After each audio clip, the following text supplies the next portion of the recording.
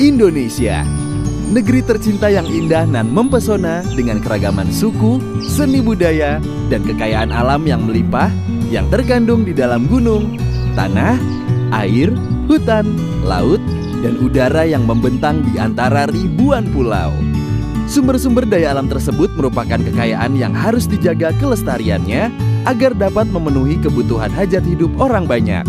Karena itu, salah satu strategi pembangunan yang diselenggarakan oleh pemerintah adalah dengan mengolah potensi sumber-sumber daya alam dan sumber daya manusia secara berkesinambungan dan berkeadilan. Namun, hasil pembangunan belum sepenuhnya mampu meningkatkan kesejahteraan masyarakat secara merata, terutama di perdesaan. Kemiskinan dan kesenjangan sosial masih mewarnai wajah kehidupan masyarakat di perdesaan. Lahirnya Undang-Undang Nomor 6 Tahun 2014 tentang Desa merupakan harapan baru bagi masyarakat desa untuk bisa hidup lebih sejahtera. Undang-Undang Desa tegas mengamanahkan desa sebagai subjek atau pelaku utama pembangunan desa.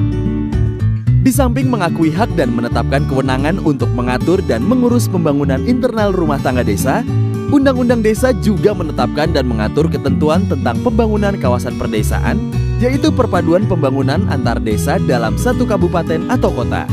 Ketentuan tentang pembangunan kawasan perdesaan tersebut selanjutnya diperjelas dalam Peraturan Menteri Desa Pembangunan Daerah Tertinggal dan Transmigrasi Nomor 5 Tahun 2016 tentang Pedoman Umum Pembangunan Kawasan Perdesaan. Dengan mengacu pada Undang-Undang Desa sebagai peraturan perundangan yang berlaku di atasnya, maka menjadi jelas bahwa pembangunan kawasan perdesaan diselenggarakan dalam upaya mewujudkan visi Undang-Undang Desa.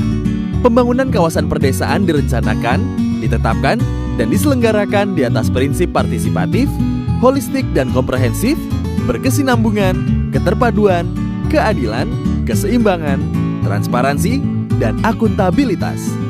Arah visi tersebut secara nyata ditegaskan dalam ketentuan tentang tujuan pembangunan kawasan perdesaan, yaitu untuk mempercepat dan meningkatkan kualitas pelayanan, pengembangan ekonomi, dan pemberdayaan masyarakat desa di kawasan perdesaan melalui pendekatan pembangunan partisipatif.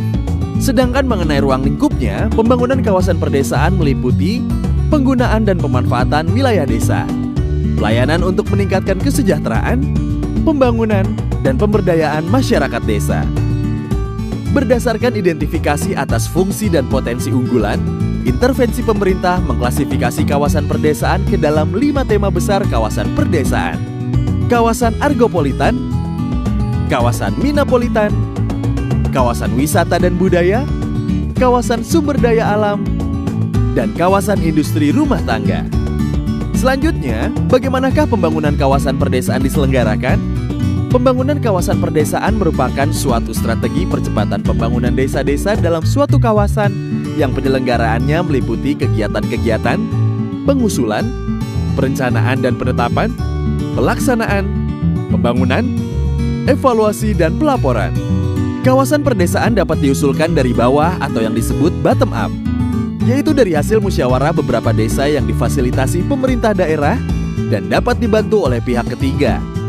Usulan hasil musyawarah kemudian disepakati oleh kepala-kepala desa dalam bentuk surat kesepakatan, sebelum kemudian diserahkan kepada bupati atau wali kota. Kawasan perdesaan dapat juga diprakarsai oleh bupati atau wali kota, atau yang disebut sebagai mekanisme top-down.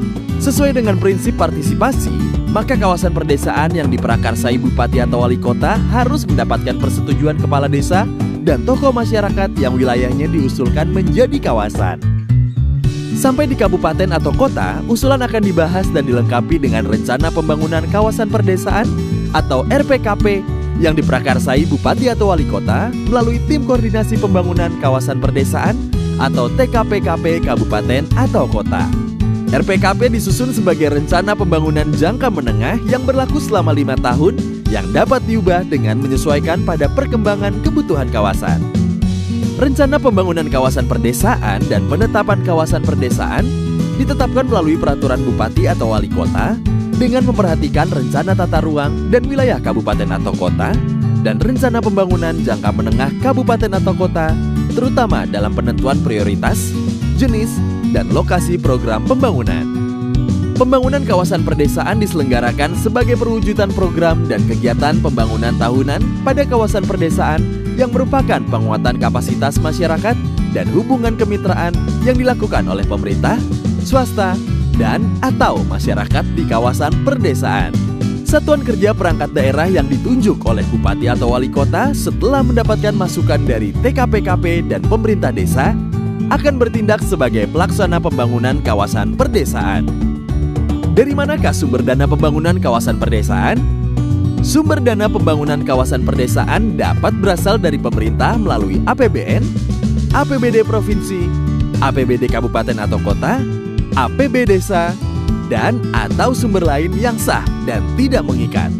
Di samping sebagai pelaksana, SKPD yang ditunjuk oleh bupati atau wali kota juga berkewajiban membuat laporan kinerja triwulan.